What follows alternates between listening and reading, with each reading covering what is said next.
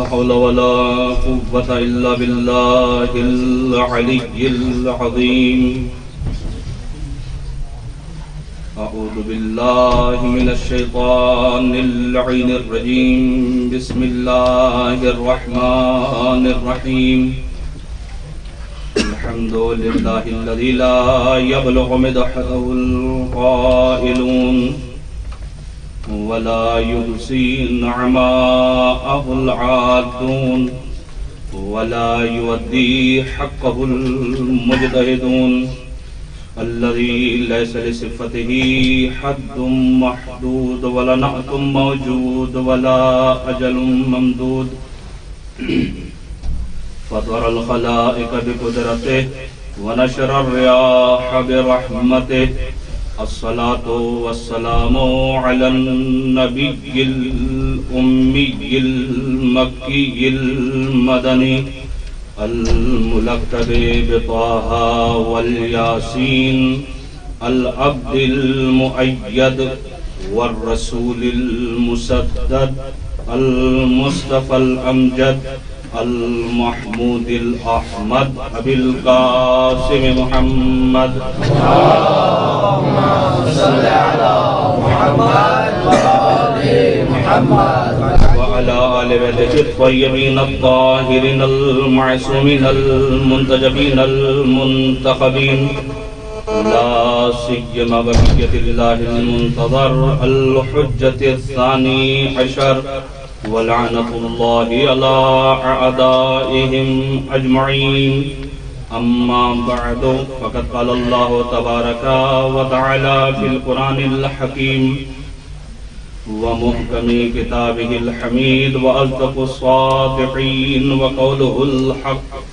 بسم الله الرحمن الرحيم. إنما يريد الله ليذهب عنكم الرجس أهل البيت ويطهركم تطهيرا.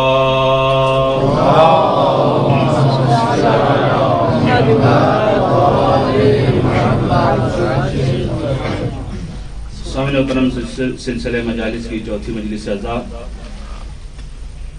عنوان گفتگو ان ایام میں، ایام فاطمیہ میں رکھا ہے وہ ہے حدیث قصہ. سلسلہ گفتگو کو یہاں تک پہنچایا تھا کہ یہ حدیث قصہ وہ حدیث، وہ روایت اور اس میں وہ درایت پائی جاتی ہے کہ جس میں قرآن کی آیت بھی ہے، حدیث قدسی بھی ہے، فرشتے کا کلام بھی ہے اور پنجتن پاک کی گفتگو بھی ہے. سبحان اللہ. اور یہ حدیث قصہ وہ حدیث کہ جس میں خود اس کی فضیلتوں کو بھی بیان کیا گیا کہ جس محفل میں بھی، جہاں پر بھی اس حدیث قصہ کی تلاوت کی جائے گی اس کے فوائد کیا ہیں. اس سلسلے کو آگے بڑھاتے ہوئے گفتگو کل یہاں تک پہنچائی تھی کہ پیغمبر نے اپنے بدن میں ضعف محسوس کیا، فی بدنی ضعفا، کہ اپنے بدن میں ضعف محسوس کیا. محسوس جب کیا ہے تو کسی اور کے در پر نہیں گئے بلکہ در فاطمہ پر آئے اور مجھے اور آپ کو گویا کہ ایک پیغام دے دیا کہ دیکھو کہ جب مجھے بدن میں ضعف محسوس ہو رہا ہے تو میں کسی اور در پر نہیں جا رہا، در فاطمہ پر جا رہا ہوں، تو میرے بعد در نہ بدلنا، اسی در پہ آ جانا. اور پھر جب پیغمبر آئے، بدن میں ضعف ہوا، چادر مانگی، چادر دیا، منی کو اڑایا. سلوات پڑھیے گا مل کر.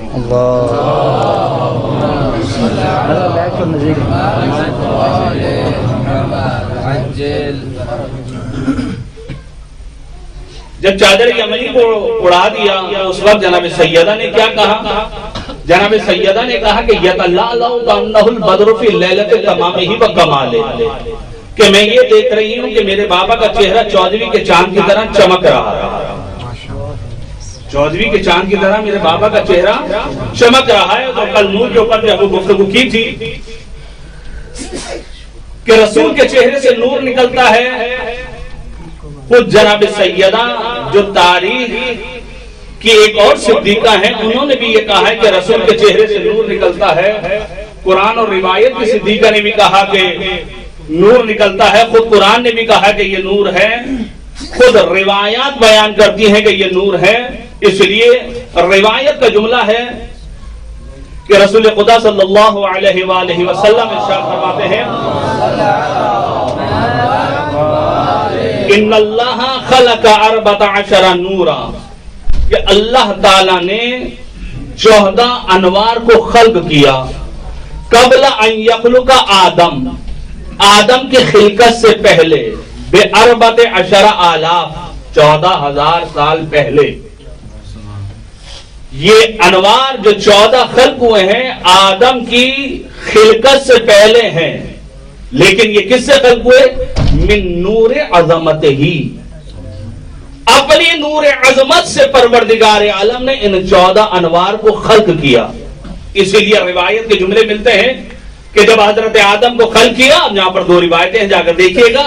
ایک روایت یہ ہے کہ اپنے ہتھیلی میں 5 انوار کو دیکھا، ایک روایت یہ ہے کہ عرش معلیٰ پر جو ہے 5 انوار کو دیکھا، اور اس کے بعد یہ کہا کہ پروردگار عالم کیا مجھ سے پہلے بھی کسی کو خلق کیا ہے؟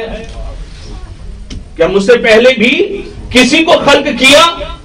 تو پروردگار عالم نے جناب آدم کو یہ کہا لولاہم لما خلقتک، اے آدم اگر ان کو خلق کرنا مقصود نہ ہوتا تو میں تجھے خلق نہ کرتا، اگر ان کو خلق کرنا مقصود نہ ہوتا میں تجھے بھی خلق نہ کرتا۔ جناب ابراہیم کو خلق کیا، جب جناب ابراہیم کو خلق کیا تو جناب ابراہیم کہتے ہیں کہ میں نے ایک نور کو دیکھا، اور پروردگار عالم سے سوال کیا کہ پروردگار عالم یہ کس کا نور ہے؟ کہ یہ آخری نبی کا نور ہے۔ کہ پروردگار عالم میں 2 اور انوار کو دیکھ رہا ہوں جو اس کے دائیں اور بائیں ہیں، وہ کس کے نور ہے؟ کہ ایک علی کا نور ہے، ایک فاطمہ کا نور ہے۔ کہ پروردگار عالم 2 اور نور کو دیکھ رہا ہوں جو ان کے پیچھے ہیں، وہ کس کے نور ہے؟ روایت طولانی ہے، پروردگار عالم نے کہا ہے اے ابراہیم وہ حسن اور حسین کے نور ہیں۔ کہ پروردگار عالم میں 9 اور انوار کو دیکھ رہا ہوں، وہ کس کے نور ہیں؟ اب ایک ایک کا نام پروردگار عالم نے بتایا مشخصات کے ساتھ کہ یہ ہیں اور آخری مہدی ہیں۔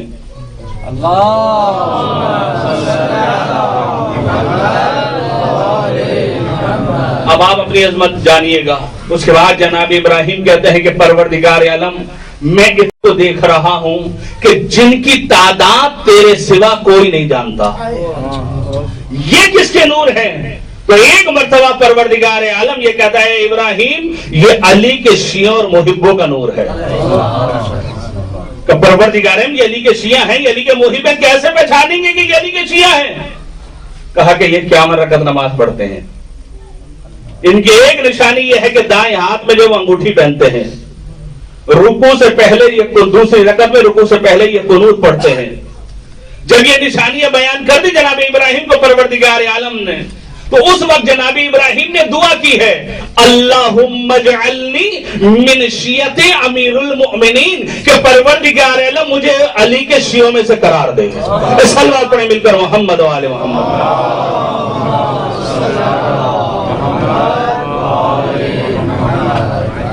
تو یہ نوری مخلوق ہماری ہدایت کے لیے پیکر خاکی میں آئے، اور جب یہ پیکر خاکی میں آئے تو ظاہراً جسم میں ذوق محسوس ہو رہا ہے، اور روایت ہے اس کو چھوڑ رہا ہوں۔ جناب سیدہ نے بتایا کہ یتلالو کن البدر فی لیلۃ تمامہ و کمال، اس کے فوراً بعد حدیث قصہ کا سلسلہ آگے جاری و ساری ہے۔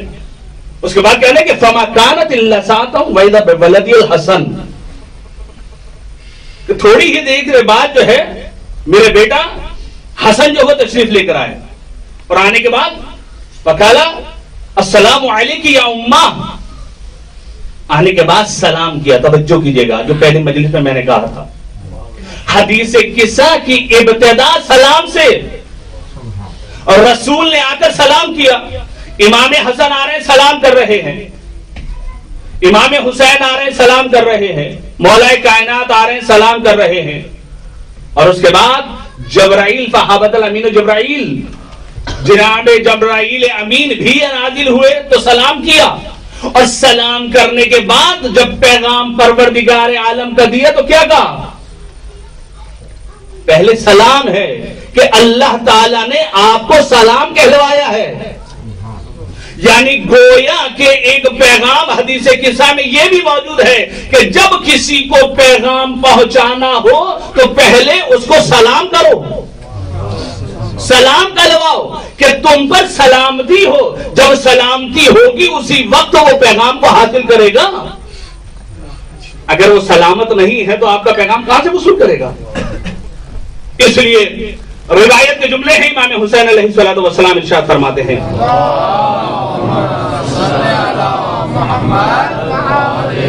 السلام قبل الکلام، بات کرنے سے پہلے سلام کرو، بات کرنے سے پہلے سلام کرو۔ اب میں گفتگو سلام میں جانا نہیں چاہتا، طولانی گفتگو ہے کہ سلام کرو۔ اسی وجہ سے پیغمبر نے کہا کہ جو شخص علی کی فضیلت کو جاننا چاہتا ہے، کل صبح فجر کے بعد جب سورج طلوع ہو تو جا کر علی کی فضیلت کو جان لے کہ سورج علی سے گفتگو کرے گا۔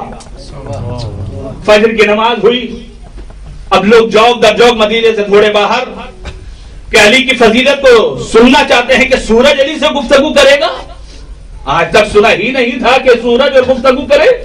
جیسے ہی سورج طلوع ہونے لگا اس وقت مولا کائنات نے سلام کیا، السلام علیکہ یا مطیع اللہ، اے اللہ کی اطاعت کرنے والے تجھ پر علی کا سلام ہو، اے اللہ کی اطاعت کرنے والے تجھ پر علی کا سلام ہو۔ تو اس وقت سورج نے جواب دیا وعلیک السلام یا اول والآخر والظاہر والباطن وہو بکل شیء علیم۔ اب جیسے ہی جواب سلام سنا تو ہوش تو اڑ گئے کہ سورج نے علی سے گفتگو جواب سلام دیا ہے، لیکن وہ القاب سورج نے علی کے لیے استعمال کیے ہیں کہ جو پروردگار عالم کے لیے ہیں۔ گویا کہ میری زبان میں کہ سورج جو ہے بدعت کر رہا ہے، مشرک ہو گیا ہے۔ یہ سورج نے وہ القابات دے دی علی کو جو اللہ کے لیے ہے۔ ہانپتے کھانپتے رسول کی خدمت میں آئے اور آنے کے بعد کہا کہ یا رسول اللہ عجب ہو گیا، کہ کیا ہوا؟ کہ سورج نے وہ القاب علی کو دیے ہیں جو اللہ کے لیے قرآن میں ہیں۔ تو ایک مرتبہ پیغمبر نے بھی تصدیق کی کہ جو سورج نے کہا ہے وہ بالکل صحیح کہا، جو سورج نے کہا وہ بالکل صحیح کہا۔ عزیزان گرامی، اب میں یہاں پر روایت چھوڑ کر آگے چلا جاؤں۔ آپ تو علماء کرام ہیں، یقیناً آپ کے اذان عالیہ وہاں تک پہنچ گئے، لیکن عوام الناس میں اگر یہ روایت یہاں تک پڑھ کر چھوڑ دی جائے بہت سارے خدشات ہو جائیں گے۔ ایک مرتبہ صحابی نے سوال کیا، یا رسول اللہ یہ کیسے ممکن ہے کہ سورج نے کہا وعلیک السلام یا اول والآخر، کہ بالکل صحیح کہا ہے۔ کہ یا رسول اللہ ہمیں بات سمجھ میں نہیں آ رہی ہے، تھوڑی سی وضاحت کر دیجئے۔ اللہ کے حبیب نے کہا یہ جو سورج نے کہا وعلیک السلام یا اول والآخر، سب میں پہلے مجھ پر ایمان لانے والا علی ابن ابی طالب ہے، اس لیے سورج نے کہا وعلیک السلام یا اول، تو والآخر بھی تو کہا سب میں آخر میں جو مجھے دفن کرنے والا ہے وہ علی ابن ابی طالب ہے۔ تو ظاہر اور باطن بھی تو کہا، یہ ظاہر اور باطن کیا ہے؟ کہ میرے جتنے بھی علوم ظاہرہ اور باطنہ ہیں سب کا عالم علی ہے، اس لیے یہ کہا۔ پھر کہا واہ واہ بکل شیء علیم بھی تو کہا واہ واہ بکل شیء علیم، جو کہا کہ جو ما کان و ما یکون، کہ جو ہونے والا ہے یا جو ہوگا یا جو ہو چکا ہے سب کا عالم علی ابن ابی طالب ہے۔ صلوات پڑھیں مل کر محمد و آل محمد۔ اب جا کر حدیث قصہ کو تھوڑی سے اینگل سے دیکھیے گا کہ کہاں کہاں سلام موجود ہے، تقریباً 10 یا 11 سلام موجود ہیں حدیث قصہ کے اندر، اور ایک ایک جملہ پیغام دے رہا ہے ہمیں۔ گھر میں داخل ہوئے، ماں کو سلام کیا، ماں نے جواب سلام دیا، اور جواب سلام کیا ہے؟ وعلیک السلام یا ولدی ویا قرۃ عینی وثمرۃ فؤادی۔ امام حسین آئے، سلام کیا، جواب سلام کیا ہے؟ وعلیک السلام یا ولدی ویا قرۃ عینی وثمرۃ فؤادی۔ کیا مطلب؟ امام حسن آ رہے وہی جواب سلام، امام حسین آئے وہی جواب سلام جو امام حسن کو دیا، 19-20 کا بھی فرق نہیں۔ سیدہ کہنا کیا چاہ رہی ہیں؟ در حقیقت یہاں پر جناب سیدہ ہمیں ایک درس دینا چاہ رہی ہے کہ دیکھو اگر اولاد کی تربیت کرنی ہے تو اولاد کو جب جواب سلام دو تو مساوات کے قائل ہو۔ توجہ کیجئے گا اس نقطے کے اوپر کہ اولاد کو جب جواب سلام دو تو اس جواب سلام میں بھی مساوات کے قائل ہو جانا۔ اگر 19-20 کا فرق کر لیا تو جملہ سننے کو ملتا ہے، آپ تو بڑے بھائی کو چاہتے ہیں ہمیں نہیں چاہتے، یا چھوٹے والے کو زیادہ چاہت دے دی جائے، بہت سا کچھ اڑا لیا ہے آپ نے۔ جتنی اس کی آپ حاجت روائی کرتی ہے پوری کرتی ہے وہ ہماری تین تو نہیں کی آپ نے۔ یہ کیا ہے؟ یہ اس وقت ہوتا ہے کہ جب انسان تربیت میں 19-20 کا فرق کر لیتا ہے۔ لیکن اس حدیث قصہ کا درس یہ ہے کہ اولاد کو جواب سلام دینے میں بھی مساوات کے قائل ہونا، فرق نہ کرنا۔ تو بس عزیزان گرامی جواب سلام پایا، اور جواب سلام پانے کے بعد امام حسن نے ایک جملہ کہا، امام حسین نے بھی کہا، مولا کائنات نے بھی کہا، انی اشم عندک رائحۃ طیبہ، کہ میں آپ کے پاس سے پاک و پاکیزہ خوشبو کو استشمام کر رہا ہوں۔ توجہ کیجیے گا، میں آپ کے پاس سے پاک و پاکیزہ خوشبو محسوس کر رہا ہوں۔ کیا دیکھا تھا کہ نانا چادر اوڑھ کے بیٹھے ہوئے ہیں؟ نہیں، نانا کو دیکھا نہیں کہ چادر اوڑھ کے بیٹھے ہیں، لیکن مادر گرامی سے کیا کہہ رہے ہیں؟ انی اشم عندک رائحۃ طیبہ۔ یہی جملہ امام حسین نے بھی کہا جب جواب سلام پایا، انی اشم عندک رائحۃ طیبہ۔ مولا کائنات ہے سلام کیا، جواب سلام پانے کے بعد کہا انی اشم عندک رائحۃ طیبہ، کہ اے سیدہ ہم آپ کے پاس سے پاک و پاکیزہ خوشبو کو محسوس کر رہے ہیں۔ دیکھا نہیں کسی نے، لیکن سب یہ کہہ رہے ہیں کہ گویا کہ سیدہ کے پاس سے پاک و پاکیزہ خوشبو آتی تھی۔ اس لیے روایت کے جملے ہیں کہ رسول فرماتے ہیں الرسول، روایت کے جملے الرسول یشم رائحۃ الجنہ من فاطمہ، کہ رسول فاطمہ سے جنت کی خوشبو کو محسوس کیا کرتے تھے۔ اور جب کسی زوجہ نے ایک دن دیکھ لیا کہ رسول خدا نہر فاطمہ کا بوسہ لے رہے ہیں، تو آنے کے بعد یہ کہتی ہے کہ یا رسول اللہ آج ایسا فعل آپ سے دیکھا جو اس سے پہلے ہم نے کبھی نہیں دیکھا تھا۔ یہ کیا ہے کہ آپ نہر فاطمہ کا بوسہ لے رہے ہیں؟ تو ایک مرتبہ رسول نے اپنی زوجہ سے کہا جب میں جنت کا مشتاق ہوتا ہوں تو نہر فاطمہ کا بوسہ لے لیتا ہوں۔ یعنی رسول بھی بتانا یہ چاہ رہے ہیں کہ سیدہ سے خوشبو جنت آتی ہے، اور جب جنت کی میں خوشبو محسوس کرتا ہوں تو سیدہ کا میں بوسہ لے لیتا ہوں۔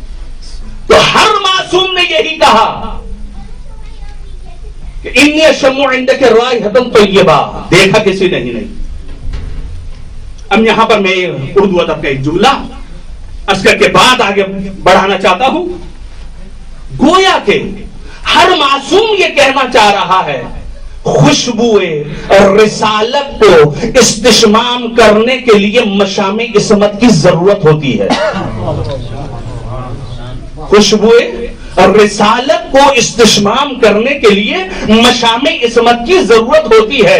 اگر مشام عصمت ہے تو خوشبوئے رسالت کو انسان استشمام کر سکتا ہے۔ آپ کہیں گے شاید مولانا لفاظی کر گئے، لفاظی نہیں ہے، قرآن پڑھیے۔ جناب یوسف کا پراہان لے کر چلے، کبیز یوسف لے کر برادران چلے، کہاں سے؟ مصر سے، اور نبی بیٹھا ہوا کہاں؟ کنعان میں۔ قرآن یہ کہہ رہا ہے کہ جناب یعقوب یہ کہتے ہیں انی لاجد ریح یوسف، کہ میں یوسف کی خوشبو کو استشمام کر رہا ہوں۔ اگر تم مجھے کم عقل اور نادان نہ کہو، اگر تم مجھے کم عقل اور نادان نہ کہو تو میں یوسف کی خوشبو کو محسوس کر رہا ہوں۔ جو بیٹھے ہوئے تھے انہوں نے محسوس کی نہیں، لیکن کیونکہ یعقوب کے پاس مقام عصمت تھا، اس لیے خوشبو رسالت کو جو مصر سے کرتا چلا ہے استشمام کر رہے تھے۔ اب جدا نہیں سکتے چیز کو۔ ایک اور واقعہ سنیں تاریخی، مشہد مقدس میں آپ لوگ بیٹھے ہوئے ہیں، مشہور و معروف واقعہ، مامون کے پاس 7 بال لائے گئے، مناقب میں یہ واقعہ نقل ہے، جا کر دیکھ سکتے ہیں۔ 7 بال لائے اور لانے کے بعد مامون سے یہ کہا کہ اس بالوں کی زیارت کیجئے، اور جب آپ زیارت کر لیں تو ہمیں انعام و اکرام دیجیے۔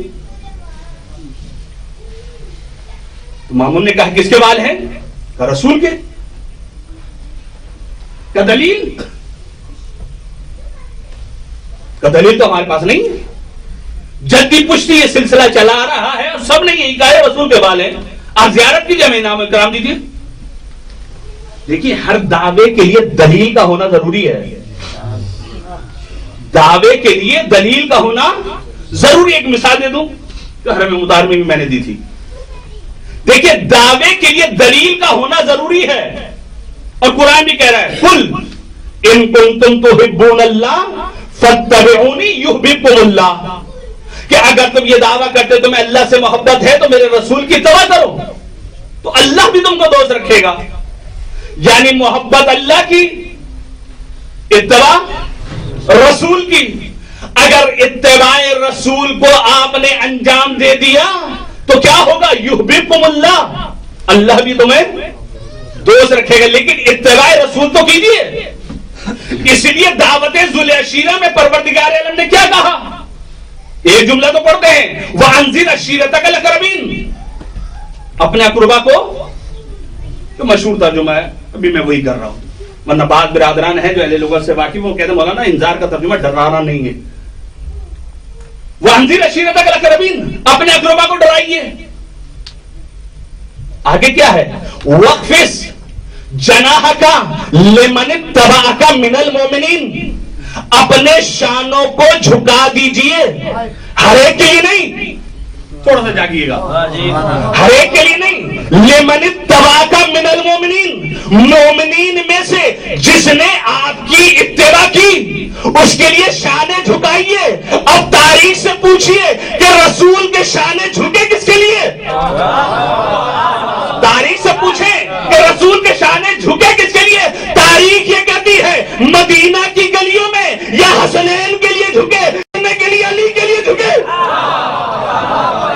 سلمان پڑھے مل کر محمد و آل محمد۔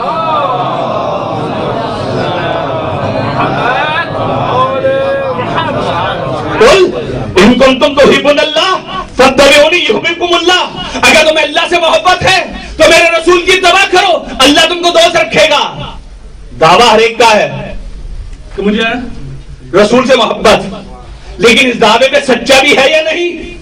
وَاخْفِضْ جَنَاحَكَ لِمَنِ اتَّبَعَكَ مِنَ الْمُؤْمِنِينَ، اپنے شانے جھکائیے، ہر ایک کے لیے نہیں، مومنین میں سے جس نے آپ کی اتباع کی۔ تو دعویٰ اور ہوتا ہے، اس کی دلیل اور ہوتی ہے۔ اب بچوں کے لیے مثال، پانی کے مشہور 4 جانور ہیں، توجہ کیجیے گا، دعویٰ اور ہے، دلیل اور ہے۔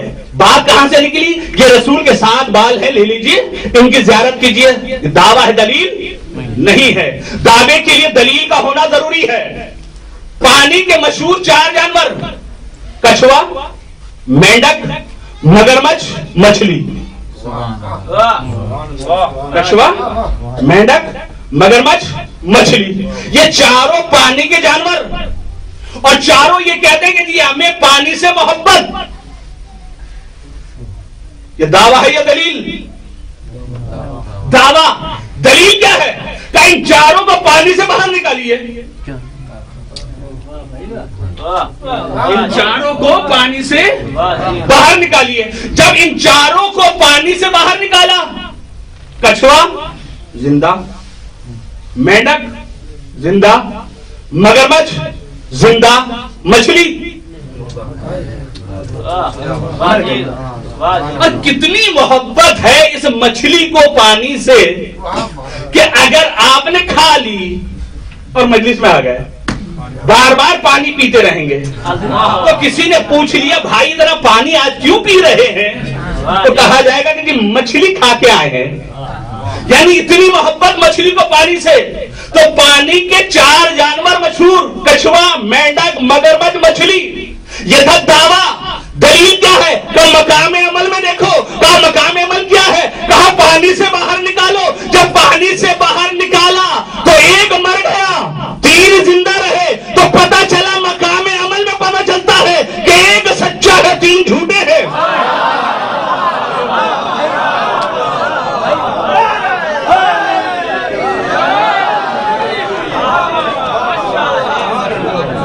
کچھوا مینڈک مگرمچھ جھوٹے ثابت ہوئے. یہ 3 جھوٹے ہیں. مچھلی سچی ہے. صلوات پڑھنا مل کر محمد و آل محمد پر.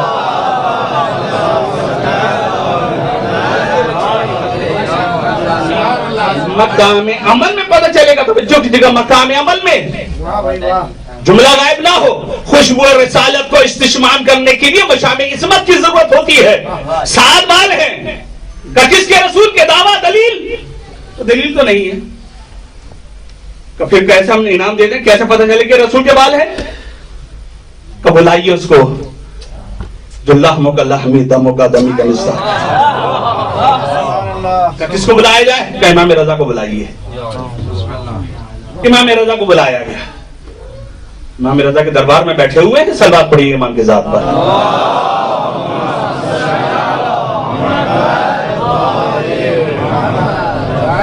جب امام رضا کو بلایا, بلانے کے بعد کہا ابن رسول اللہ یہ کہہ رہا کہ یہ رسول کے بال ہیں. کہ یہ واقعی رسول کے بال ہیں.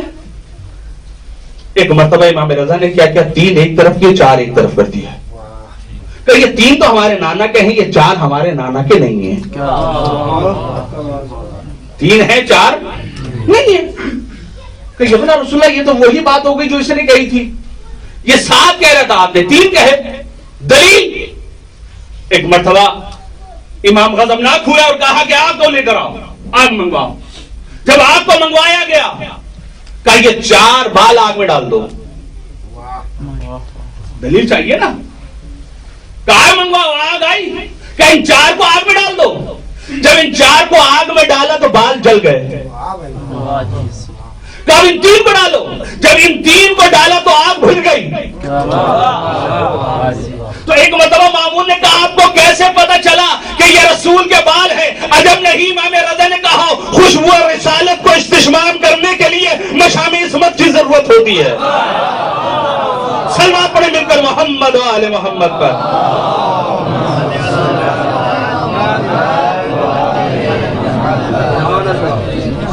خوشبو رسالت کو استشمام کرنے کے لیے مشام عصمت کی ضرورت ہوتی ہے. فائدان کرامی انی اشم عندک رائحۃ طیبہ کہ پاک و پاکیزہ خوشبو آ رہی ہے آپ کے پاس سے.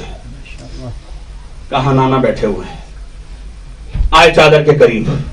اب پھر اس میں نکات بہت ہے کہ چادر کے قریب آنے کے بعد پھر سلام کیا ہے. ایسے نہیں کہ منہ اٹھا کے چادر میں چلے گئے, نہیں. چادر کے قریب آنے کے بعد سلام کیا, اجازت مانگی. جب اجازت مل گئی پھر اندر داخل ہوئے. لیکن وہاں پر ماں نے اپنی محبت اور ممتا کو دکھایا. وعلیکم السلام یا ولدی و یا قرۃ عینی و ثمرۃ فؤادی. لیکن اب نانا ان کی عظمتوں کو بیان کر رہا ہے. وعلیکم السلام یا ولدی و یا صاحب حوضی.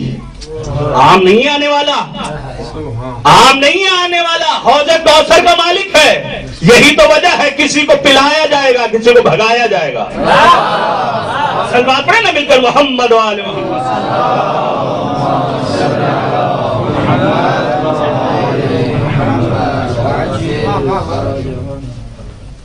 اس کے بعد امام حسین آئے, سلام کیا, اذن مانگا. جواب سلام کیا ملا؟ وعلیکم السلام یا ولدی و یا شافع امتی. میری امت کی شفاعت کرنے والا ہے. کم نہ سمجھنا جو چادر میں آ رہا ہے کیا عام ہے, نہیں. شافع امتی ہے. اگر حسین کی شفاعت انسان کو چاہیے تو کثرت کے ساتھ زیارت عاشورہ کی تلاوت کرے. انسان زیارت عاشورہ کی تلاوت کرے. کیوں؟ اس لیے زیارت عاشورہ کا جملہ ہے اللہم ارزقنی شفاعت الحسین یوم الورود. جب میں داخل ہوں گا نا، اب یہاں پر محشرین نے بعد نے کہا کہ قبر مراد ہے، اور بعد نے مراد دیا کہ اہل محشر جب محشر میں اٹھایا جائے گا. تو بہرحال جو بھی ہو، اگر قبر مراد ہے، جیسے ہی ہمیں قبر میں اتار دیا جاتا ہے سب ساتھ چھوڑ جاتے ہیں. لیکن اگر کوئی کام آئے گا تو یہی ہے، یہی کام آئے گا، یہی کام آئیں گے، کوئی اور کام نہیں آئے گا. کسی اولاد سے کہہ دیجئے کہ آج شب قبر اول ہے والد کی آپ کی یا والدہ کی، آج ساری رات بیٹھ کر قرآن پڑھ لیجئے گا. ہے کوئی اولاد تیار ہو جائے؟ نہیں. محبت کرنی ہے تو ایسوں سے محبت کرو کہ جن کی محبت مرنے کے بعد بھی کام آئے. یہ ہستیاں ہیں، شافی امتی ہے. عزیزان گرامی، اس کے بعد مولا کائنات آئے، سلام کیا. جواب سلام کیا ہے؟ وعلیکم السلام یا اخی و یا وصی و خلیفتی و صاحب لوائی. اس لیے روایت کے جملے ہیں یہ صاحب لواء الحمد مولا کائنات علی ابن ابی طالب. محشر کا وہ منظر ہوگا کہ کسی کو کہیں سکون نہیں ملے گا، لیکن اگر سکون ملے گا تو لواء الحمد کے نیچے. اب آپ اس کو لواء الحمد کہہ لیں، اس کو پرچم کہہ لیں، اس کو علم کہہ لیں، اس کو نشانی کہہ لیں، اس کو جھنڈا کہہ لیں، کچھ بھی کہہ لیں، کوئی نام بھی دے دیں، لیکن اتنا ضرور ہے کہ ہم لواء الحمد کو اٹھانا، پرچم کو اٹھانا، اس کی تمنا کرنا صحابہ کی سنت ہے. اب میں اس بحث میں جانا نہیں چاہتا. خیبر کے مقام پر جب بھیجتے رہے آتے رہے، کَلَّا أُعْطِيَنَّا رَایَةً غَدًا، کل ہم علم دیں گے. کس کو؟ کرار غیر فرار کو. تو جو جاتے رہے ان کو تو تمنا نہیں کرنی چاہیے تھی نا. لیکن تاریخ یہ لکھتی ہے کہ ہر ایک یہ چاہ رہا تھا، قدم اونچے کر کر کے رسول کو دیکھ رہا تھا کہ رسول ہمیں دے دیں. تو پتہ یہ چلا کہ اس لواء الحمد کو، اس علم کو، رایا کو اٹھانے کی تمنا کرنا صحابہ کی سنت ہے، بدعت نہیں ہے. لواء الحمد کا اٹھانے والا علی ابن ابی طالب ہے. تو مجھے بتائیے کہ جن کے نکاح ٹوٹ جاتے ہوں علم کے نیچے سے نکلنے سے، تو قیامت میں ان کا کیا حشر ہوگا؟ کیونکہ لواء الحمد کے اٹھانے والے علی ابن ابی طالب ہے، اور جن کو علی سے بغض ہو تو وہ کس طریقے سے علی کے قریب جائیں گے؟ تو ماننا پڑے گا کہ دنیا اور آخرت میں انسان سعادت مند ہونا چاہتا ہے تو علی سے محبت کر لے. علی سے محبت کرے گا تو نجات مل جائے گی، اور اگر علی سے محبت نہ کی خسرت دنیا والآخرہ. صلوات پڑھیے گا مل کر محمد وآلہ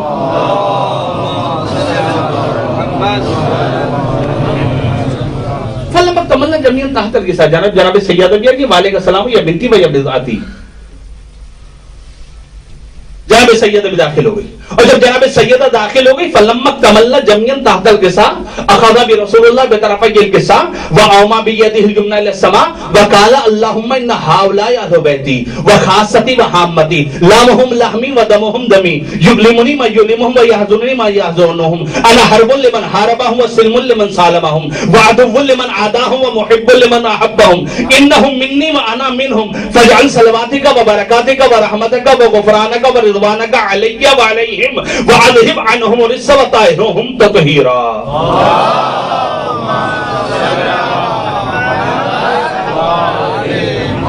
کل انشاءاللہ اس پہ میں گفتگو کروں گا. فلما تمنا جميعا تحت الكساء اخذ برسول الله بطرفي الكساء واومى بيده اليمنى الى السماء وقال اللهم ان هؤلاء اهل بيتي. اہل سنت نے بھی اس ٹکڑے کو نقل کیا ہے کہ اللہ کے حبیب نے یہ دعا کی کہ یہ میری اہل بیت ہیں. کہ اللہ کو نہیں پتا تھا کہ یہ اہل بیت رسول ہیں؟ پتا تھا انشاءاللہ کل کی مجلس میں ایک برادر کی خواہش اس کو بیان کر کے میں مساجد کی طرف آ رہا ہوں. جب یہ سب کچھ ہو گیا انشاءاللہ کل کی مجلس میں تفصیل بیان کروں گا. جبرائیل نے سوال کیا ہے یا رب ومن تحت القصہ کہ پروردگار عالم اس قصہ کے نیچے موجود کون ہے. اس قصہ کے نیچے موجود کون ہے؟ کہ جبرائیل کو نہیں پتا تھا کہ کون ہے. انشاءاللہ کل وقت ملا تو عرض کروں گا. لیکن پروردگار عالم نے جواب کیا دیا؟ ہم فاطمہ و ابوہا و بالوہا و بنوہا. سارے کے سارے سردار ہیں چادر کے نیچے. رسول سید الانبیاء، علی سید الاوصیاء، جناب سیدہ سیدۃ نساء العالمین، حسنین جوانان جنت کے سردار. لیکن اللہ نے سرداری دی کس کو؟ لوگ رشتہ داریاں جوڑ رہے ہیں کہ ہم رسول کے فلاں لگتے ہیں، ہم رسول کے فلاں لگتے ہیں. اللہ نے فیصلہ کر دیا حدیث قصہ میں، حدیث قدسی کے ذریعے، ہم فاطمہ تو و ابوہا و بالوہا و بنوہا. جو فاطمہ کا ہے وہ میرا ہے، جو فاطمہ کا نہیں وہ میرا بھی نہیں ہے. صلوات پڑھیں مل کر محمد و آل محمد.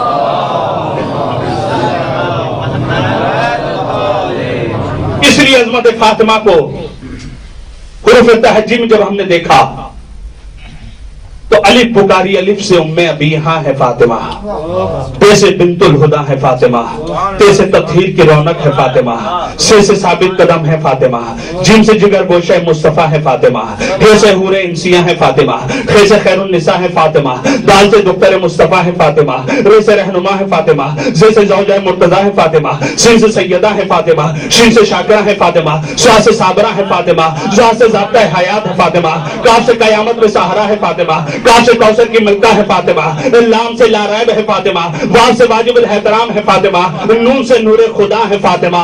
کون کہتا ہے کہ رسول کی 4 بیٹیاں تھیں؟ انما یرید اللہ لیذھب عنکم الرجس البیت ویطہرکم تطہیرا میں دیکھا تو ایک دکھائی دی، فقل تعالوا ندعو ابناءنا وابناءکم ونساءنا ونساءکم میں دیکھا تو ایک دکھائی دی، انا اعطیناک الکوثر میں دیکھا تو ایک دکھائی دی، انا انزلناہ فی لیلۃ القدر میں دیکھا تو ایک دکھائی دی، قل لا اسألکم علیہ اجرا الا المودۃ فی القربى میں دیکھا تو ایک دکھائی دی، فآت ذی القربى حقہ میں دیکھا تو ایک دکھائی دی. جہاں سب جگہ ایک دکھائی دے رہی ہے تو یہ پکار کے کہتی ہے یہ سیدہ ہے فاطمہ.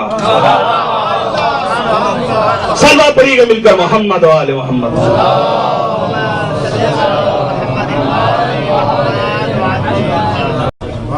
عظمت فاطمہ بہت بلند، لیکن امت نے فاطمہ کو بہت ستایا.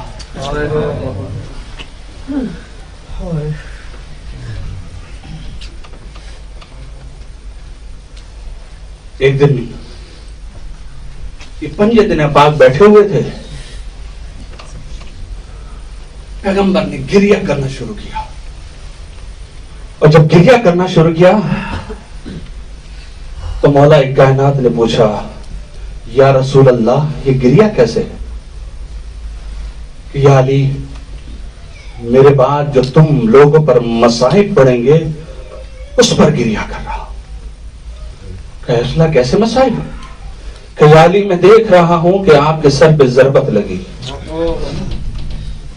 میں دیکھ رہا ہوں کہ میرے بعد سیدہ کی پسلیاں ٹوٹ جائیں گی، محسن شہید ہو جائیں گے، میں دیکھ رہا ہوں کہ حسن کے ران پر تازیانے مارے جائیں گے اور زہر دیا جائے گا، میں دیکھ رہا ہوں کہ میرے بیٹے حسین کو 3 دن کا بھوکا پیاسا شہید کیا جائے گا، اس لیے میں گریہ کر رہا ہوں. اگر یہی وجہ ہے کہ ایک دن جب علی گھر میں تشریف لے کر آئے تو سیدہ بڑی افسردہ بیٹھی ہوئی تھی. علی نے کہا سیدہ کیا بات ہے، کیا ہوا؟ کہ یا علی میں نے سنا یہ ہے کہ لوگ آپ کو سلام نہیں کرتے، لوگ آپ کو سلام نہیں کرتے. کہ سیدہ یہ بات نہیں ہے بلکہ ظلم اس سے بڑھ کر ہے. یا علی کیا ہوا؟ کہ ہم سلام کرتے ہیں جب ابھی سلام نہیں دیتے. اللہ اکبر. اتنی مظلومیت اہل بیت پر. اور اس کے بعد سیدہ نے گریہ کرنا شروع کیا. کہ سیدہ کیوں گریہ کر رہی ہو؟ کہ یا علی آپ سے جدائی کا وقت قریب سے قریب تر آتا جا رہا. ہاں زادارو، کل مسائل یہ پہنے پڑے تھے اور یہاں تک چھوڑا تھا کہ یہ جنازہ سیدہ کا رات کی تاریکی میں اٹھا. تو سیدہ کا جنازہ رات کی تاریکی میں اٹھا نا، پتا کسی کو نہیں تھا کہ سیدہ نے وصیتیں کیوں کی ہیں. جب علی نے غسل دیا تو پتا چلا کہ سیدہ کی پسلیاں ٹوٹ گئی. اور رات کی تاریکی میں علی نے جنازہ اٹھایا ہے. اور جب جنازہ اٹھایا ہے نا، اور مشہور قول یہ کہ بقی میں امام علی نے دفن کیا. جب جنازہ لے کر چلے ہیں نا، اور جب قبرستان بقی پہنچے ہیں، قبر کے قریب جنازہ رکھا. اور جنازہ رکھنے کے بعد ایک مرتبہ قبر کو دیکھا اور ایک مرتبہ سیدہ کو دیکھا. اور وہ حدیث یاد آئی، وہ پیغام یاد آیا جو جب رسول اس دنیا سے جا رہے تھے تو ایک مرتبہ سیدہ کو بلایا، ایک مرتبہ علی کو بلایا، اور سیدہ کا ہاتھ علی کو دیا اور کہا یا علی، یہ امانت اللہ بھی ہے، امانت رسول بھی ہے، اس کا خیال رکھنا. یہ امانت پروردگار عالم اور رسول ہے. اگر یہ امانت لی تھی علی نے رسول سے، لیکن جب قبر کے قریب لے کر گئے، ایک مرتبہ قبر کو دیکھا، ایک مرتبہ سیدہ کو دیکھا، قبر رسول کا رخ کیا اور رخ کرنے کے بعد کہا یا رسول اللہ، آپ نے جو امانت دی تھی علی وہ امانت آپ کو واپس کر رہا ہے. یا رسول اللہ، آپ اپنی بیٹی سے خود پوچھ لیے گا کہ آپ کی امت نے آپ کی بیٹی کے ساتھ کیا کیا. یہ زہرا آپ کو خود بتائے گی کہ امت نے کیا کیا. اگر علی بیان کر رہے تھے، ایک مرتبہ اور وہ قبر سے 2 ہاتھ برآمد ہوئے کہ یا علی، اللہ ہماری امانت ہمیں واپس کر دو. جب نہیں علی نے کہا ہو یا رسول اللہ، جب امانت دی تھی تو پسلیاں سالم تھی، لیکن جب علی امانت